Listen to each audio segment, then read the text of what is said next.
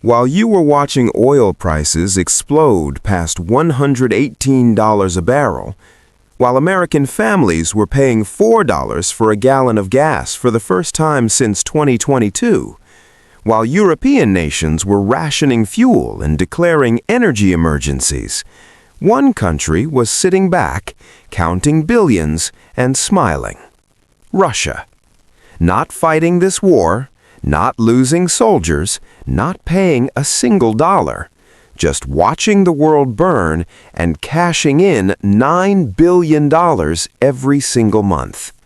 Ray Dalio, the man who built the world's largest hedge fund, who has studied every empire, every war, every economic collapse in modern history, has been warning about exactly this moment for years. He called it the great power conflict, the shift of world order, the moment when the old system breaks and a new one takes its place. That moment is now. And in this video, I am going to show you exactly how Russia turned America's war into its greatest financial windfall in decades, what Ray Dalio says comes next, and which side of this shift you need to be on. Let me start with the facts, because the numbers here are so extraordinary that most people simply do not believe them. It is March 31st, 2026, 31 days since the United States and Israel launched Operation Epic Fury against Iran on February 28th. Here is what those 31 days have done to Russia's economy. On February 27th, the day before the war began, Russian Urals crude oil was selling for $57 a barrel. Today, that same barrel sells for $115. That is a 100% increase in 31 days. Russia's oil windfall from this war is running at $9 billion every single month. According to researchers at the Carnegie Russia Eurasia Center, even a $30 increase per barrel meant $8.5 billion of additional revenue per month, $5 billion of which flows directly into state coffers. The Center for Research on Energy and Clean Air has calculated that just in the first 15 days of March, Russia pocketed 372 million euros per day from oil exports alone. Over those 2 weeks, 7.7 billion euros. From oil, gas, and coal combined, 513 million euros per day. But here is the number that will truly stop you cold. The KSE Institute, a leading economic research organization, has calculated that depending on how long this war lasts, Russia could receive between $45 billion and $151 billion in additional budget revenues in 2026 alone. In a 3-month war scenario, which is the central projection, Russia earns $161 billion in additional export revenues, $97 billion in additional budget revenues, more than Russia's entire 2025 fiscal deficit, wiped out by someone else's war. And the most disturbing part? Russia did not fire a single shot. It did not send a single soldier. It simply waited and let the Strait of Hormuz do the work. To understand how Russia ended up here, you need to understand what Ray Dalio has been saying for years. Dalio is the founder of Bridgewater Associates, the largest hedge fund in the world, managing over $150 billion. He has spent decades studying what he calls the big debt cycle and the changing world order, the patterns that repeat throughout history when great empires rise, peak, and fall. His central argument is this: when a dominant empire like the United States becomes overstretched, over-indebted, and politically divided, it creates a vacuum, and into that vacuum, rising powers move. He warned specifically about the U.S.-China rivalry. He warned about the weaponization of the dollar. He warned that energy as a geopolitical weapon. He warned that the next major conflict would not just be military, it would be economic, a war fought with oil, currency, and supply chains. Look at what is happening right now and tell me Dalio was wrong. The United States spent years sanctioning Russia, trying to cut off its oil revenues, trying to strangle its economy. Oil prices before the war had Russia's oil revenues by 50%. The Kremlin was draining its reserves. Kremlin officials had privately warned Putin that a financial crisis could hit by summer 2026.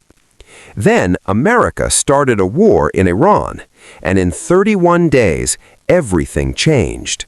The Strait of Hormuz closed. 1/5 of the world's oil supply vanished from global markets. Buyers who had been avoiding Russian oil, India, China, even countries the U.S. was trying to woo away from Moscow, came rushing back. Indian refiners nearly doubled their purchases of Russian oil in March. Why? Because Gulf oil was gone and Russian oil was available. The U.S. even issued a 30-day sanctions waiver, allowing countries to buy Russian oil that was stranded at sea. America, in the middle of fighting a war, temporarily lifted its own sanctions on its adversary to prevent gasoline prices from destroying the economy at home. Ray Dalio's framework has a name for this. He calls it the paradox of the reserve currency trap.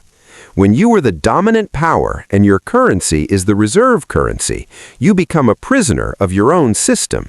You cannot let oil prices destroy your economy, so you make compromises, you lift sanctions, you beg allies for oil, you reveal the limits of your own leverage, and your enemies take note.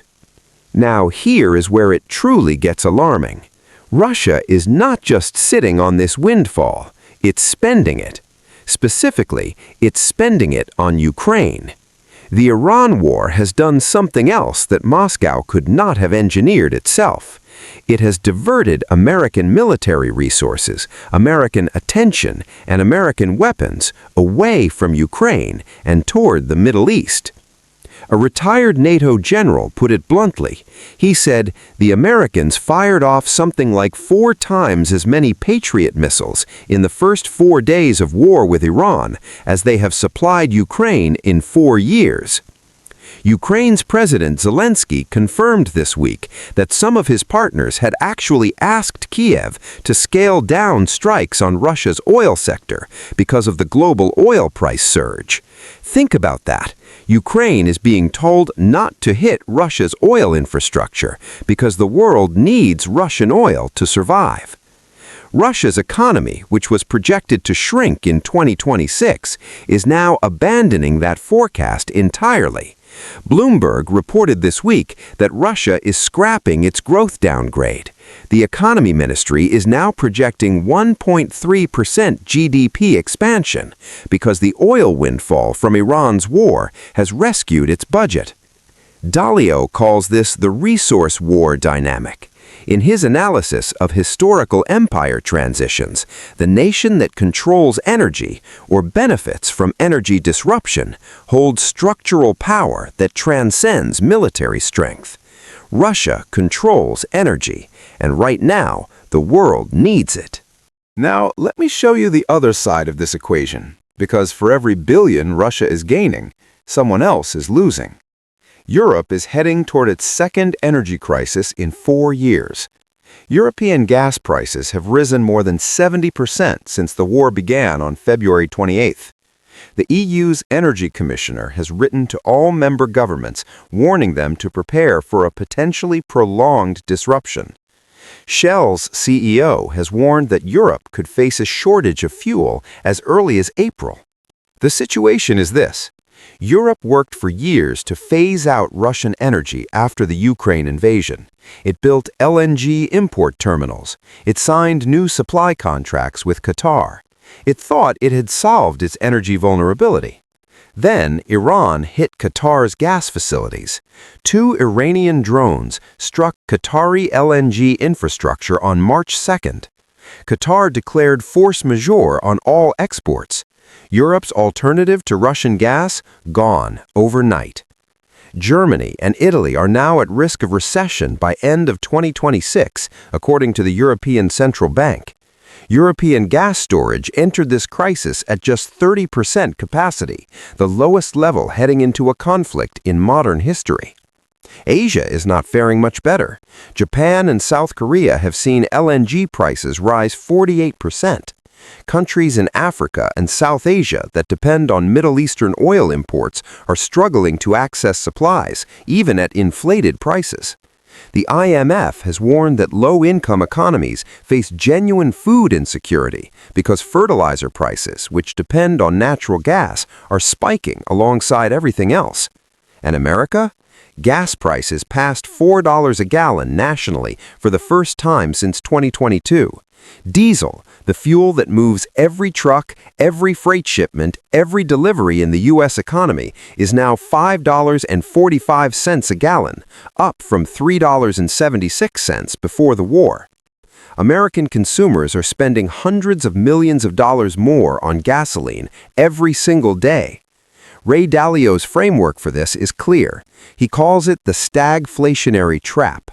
Rising prices, slowing growth, a central bank that cannot cut rates because inflation is too high, but cannot raise them because the economy is too weak. The Federal Reserve is exactly there right now, trapped. But here is where the story gets complicated and where Dalio's framework reveals something most analysts are missing. Russia is winning, but it might not stay winning. Ukraine has not been idle. While the world's attention was on Iran, Ukrainian drones launched the most devastating attack on Russian oil infrastructure in the history of the conflict. By late March, approximately 40% of Russia's crude oil export capacity had been shut down. Major export hubs on the Black Sea and Baltic, Novorossiysk, Primorsk, Ust-Luga, were hit repeatedly.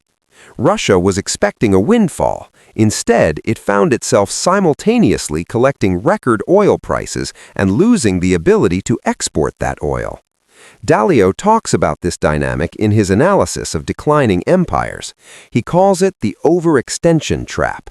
When a power is fighting on multiple fronts, economically, militarily, politically, it becomes vulnerable to precisely the kind of asymmetric attack that Ukraine is now executing. Russia's economy was already fragile before this war. Kremlin officials had privately warned Putin of a financial crisis by summer 2026. Restaurants were closing in Moscow. Thousands of workers were being laid off. Inflation was running at levels that were politically dangerous. The Iran windfall bought Russia time, but Ukraine's drone campaign may be taking that time away, one oil terminal at a time. Dalio's conclusion on situations like this is sobering. He says, the most dangerous moment for any power is when it appears to be winning, but the structural vulnerabilities beneath the surface are accelerating. Russia appears to be winning this war economically. The structural vulnerabilities beneath the surface, a weakening military, a fragile economy, a population under strain, have not gone away. So what does Ray Dalio actually recommend in a world that looks like this? His framework is built on three principles that he has applied through every crisis he has navigated, from the 1970s oil shock to 2008 to COVID. Principle 1. Diversify across currencies, countries, and asset classes. Dalio has been explicit that the U.S. dollar's dominance is declining, not collapsing, declining. The countries that are insulating themselves from dollar vulnerability through gold reserves, through bilateral trade agreements in local currencies, through commodity stockpiles, are the ones that will emerge from this transition strongest. Principle 2. Own real assets. Dalio has been buying gold. His fund has held significant positions in gold-linked assets throughout this crisis. His argument is the same as Kiyosaki's. When governments print money to fund wars, when debt reaches levels that cannot be serviced honestly, real assets hold value, while paper assets erode. Dalio said it simply in a recent note. Those who understand the mechanics of what is happening will find this period of history to be one of the greatest wealth transfer opportunities of the last 50 years. Those who do not will wonder what happened. Let me close with the big picture. Russia is getting richer. That is a fact. $9 billion a month, a budget deficit wiped out, a growth forecast upgraded, all from a war it did not start and did not fight. But Dalio's history of world order transitions tells us something important about moments like this. The winner of the opening phase of a great power conflict is rarely the winner of the final phase. America overstretched, Russia benefited, but Ukraine is bleeding Russia's oil exports. Europe is scrambling for energy independence. China is watching carefully, calculating when and how to move.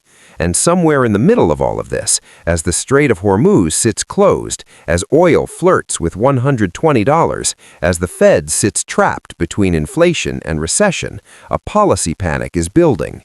When that panic arrives, when the Fed pivots, when the war ends, when oil falls from $118, the assets that have been most beaten down will experience the sharpest recovery. That is Dalio's playbook. That is the framework that built Bridgewater into the world's largest hedge fund. The question is not whether you understand what is happening. The question is whether you are positioned before the move or after it. Drop in the comments, do you think Russia wins this war economically, or does Ukraine's drone campaign change the equation? Subscribe, because every week we break down exactly what the world's greatest investors are seeing before the mainstream media catches up.